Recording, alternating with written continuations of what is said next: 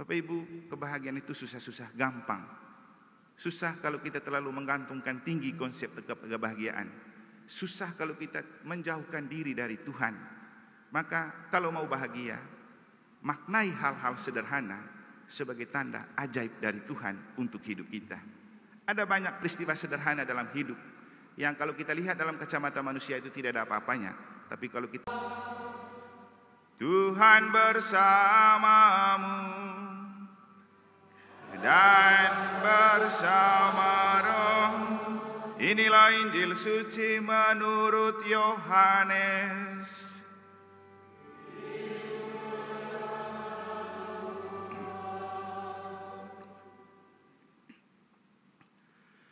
Pada waktu itu ada pesta perkawinan di Kana yang di Galilea, dan ibu Yesus ada di situ. Yesus dan murid-muridnya diundang juga ke perkawinan itu. Ketika mereka kekurangan anggur, ibu Yesus berkata kepadanya, "Nak, mereka kehabisan anggur." Kata Yesus kepada ibunya, "Mau apakah engkau daripadaku, ibu?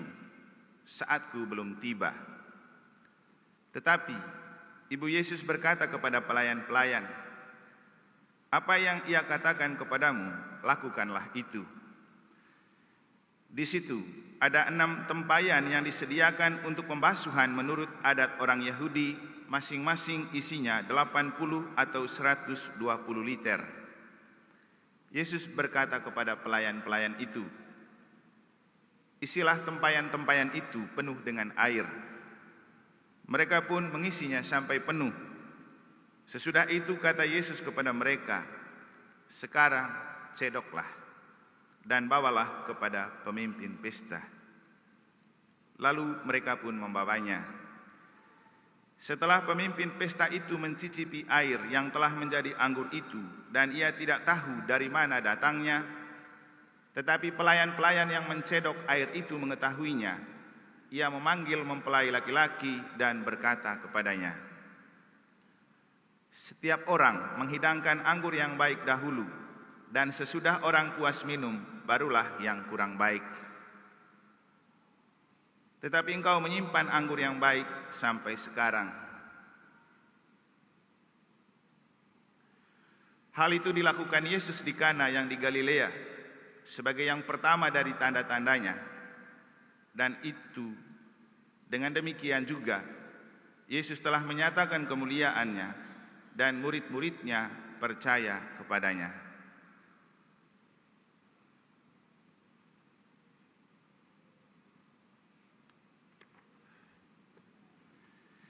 Demikianlah sabda Tuhan.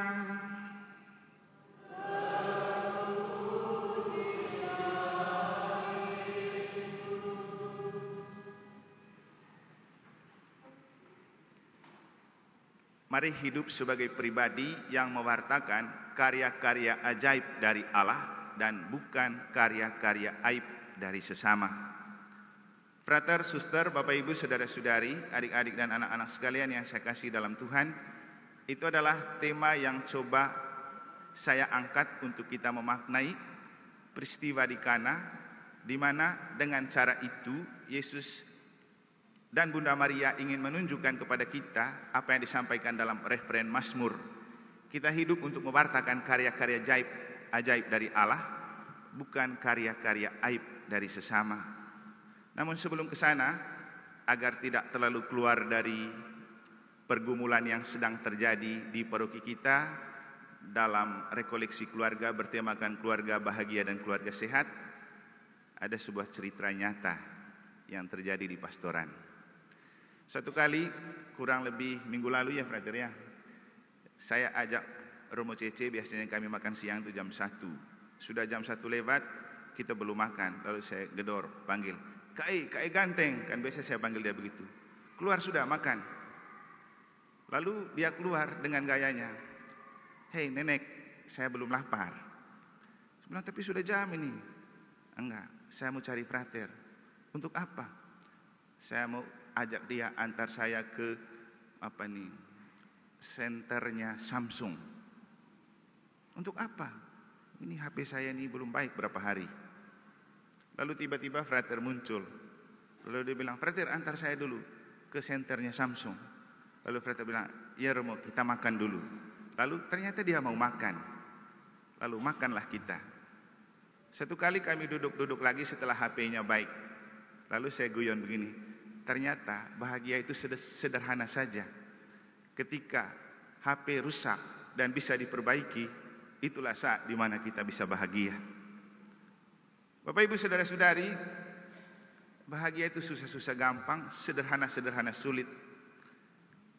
Ketika kita melihat kebahagiaan itu sebagai bagian dari hidup kita, dalam keterbatasan dan kelemahan kita, itu sebenarnya tidak terlalu sulit.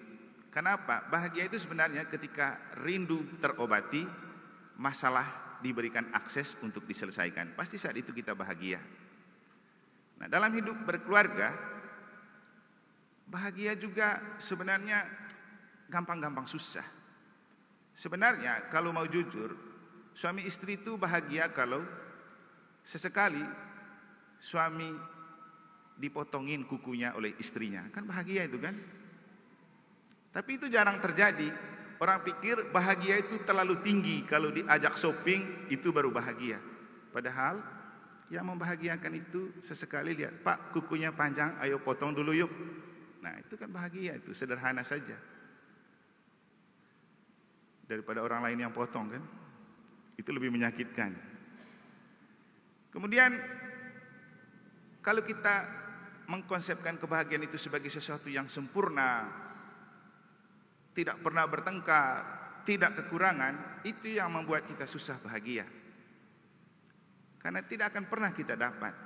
Jadi bahagia itu kalau ada yang ikut misa kemarin dalam khotbah, saya bilang subjektif dan relatif. Sangat tergantung pada pribadi dan kondisi.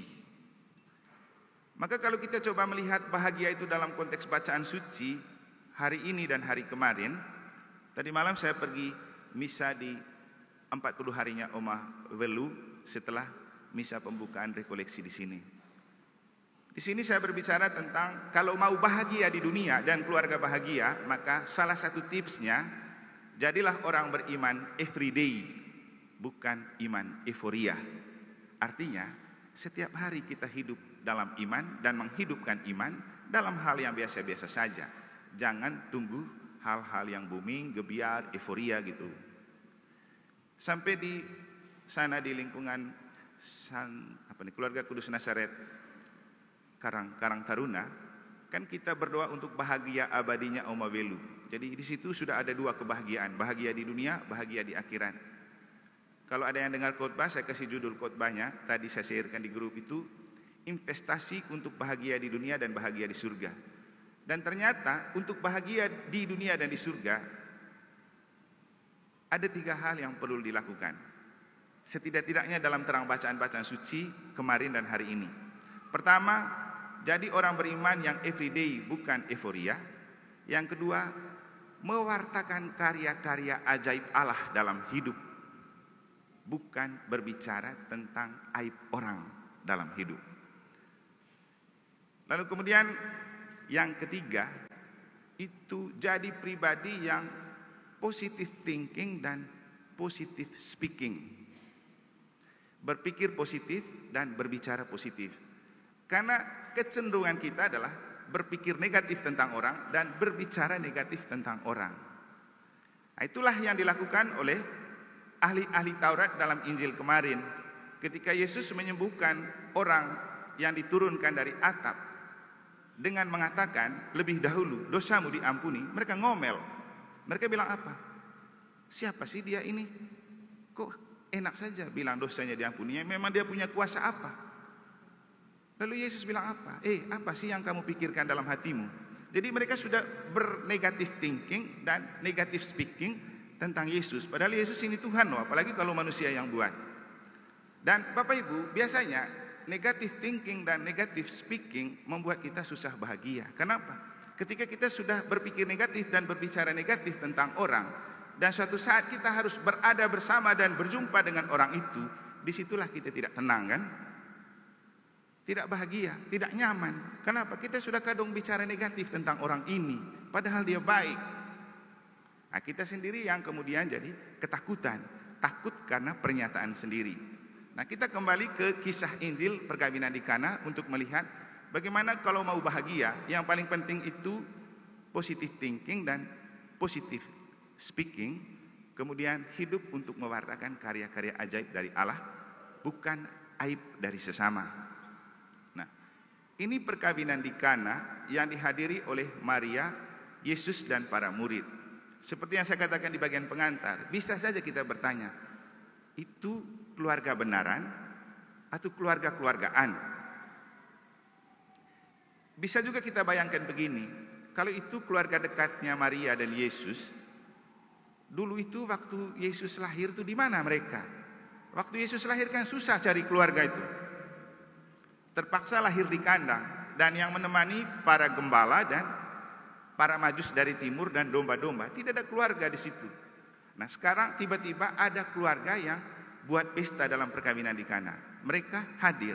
Apakah karena keluarga atau karena tidak? Nanti bisa cari tahu lagi. Tapi untuk kita yang paling penting itu begini. Kalau dihubungkan juga dengan rekoleksi keluarga bahagia dan lagu pembuka tadi itu, apa judulnya tadi? Bahagialah tiap rumah tangga. Nah, Bapak Ibu, kalau mau rumah tangga dan keluarga itu bahagia, apa yang harus dibuat? Buka keluargamu untuk kehadiran Maria dan Yesus. Itu saja. Seperti keluarga Kudus Nazaret, seperti keluarga di Kana. Ketika mereka membuka dan mengundang Maria dan Yesus untuk hadir dalam pesta itu, merekalah yang menutup aib kekurangan dari pesta. Jadi kita punya banyak aib dan kekurangan di dalam keluarga masing-masing, Bapak Ibu. Tidak ada keluarga yang sempurna, begitu kata Paus kan? Tidak ada keluarga yang sempurna, karena orang yang hidup suami istri bukan lahir dari orang tua yang sempurna. Orang yang menikah adalah orang yang tidak sempurna, maka pasti banyak aib, dosa dan kesalahan dan kelemahan. Tapi kita tidak akan pernah bahagia kalau tidak menerima kenyataan bahwa ada hal-hal itu dalam hidup berkeluarga. Kalau kita tidak menyadari bahwa kita hidup karena kita tidak sempurna, maka itu yang membuat kita susah bahagia. Yang ada, dapat kesalahan sedikit dipersoalkan, dibesarkan. Belum lagi orang lain bercerita tentang kekurangan keluarga kita yang kita sendiri kadang tidak tahu. Karena begitu dalam hidup kan Bapak Ibu, kadang-kadang kita tidak tahu kita punya kekurangan dan kelemahan, tapi di luar sana sudah banyak bicara tentang kelemahan dan kekurangan keluarga kita, padahal mereka tidak pernah ada di dalam.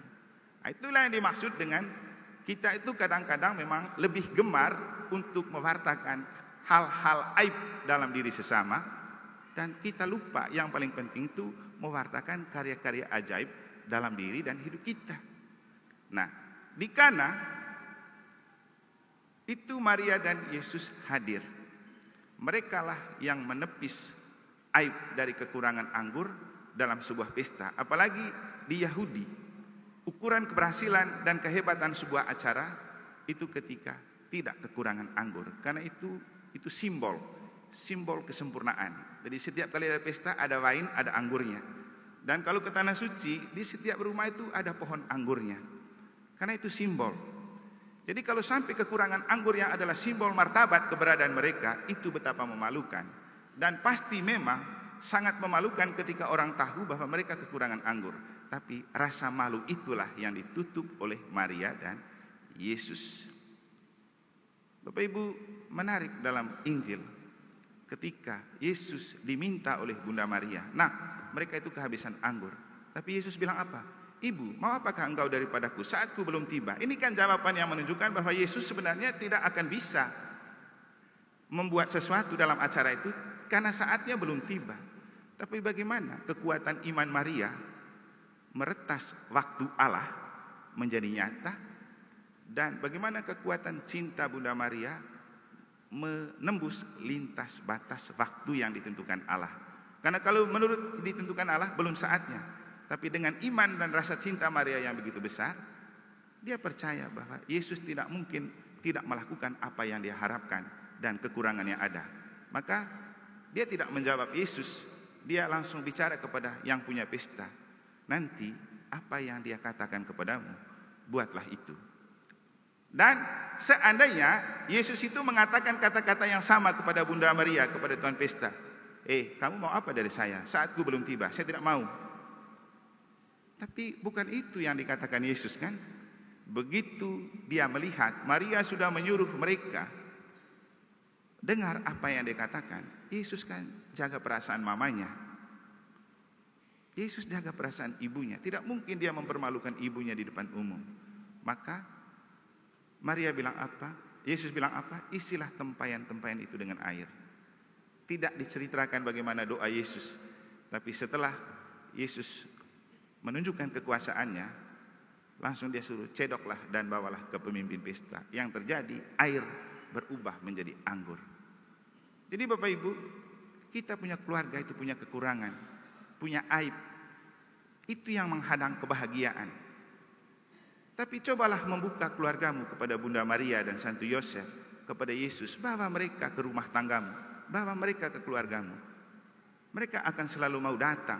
Mereka akan mengubah kekurangan menjadi kelebihan, bahkan keajaiban. Yang penting kita selalu membuka hati kepada kehadiran Tuhan dan Bunda Maria. Bapak Ibu, kebahagiaan itu susah-susah gampang. Susah kalau kita terlalu menggantungkan tinggi konsep kebahagiaan.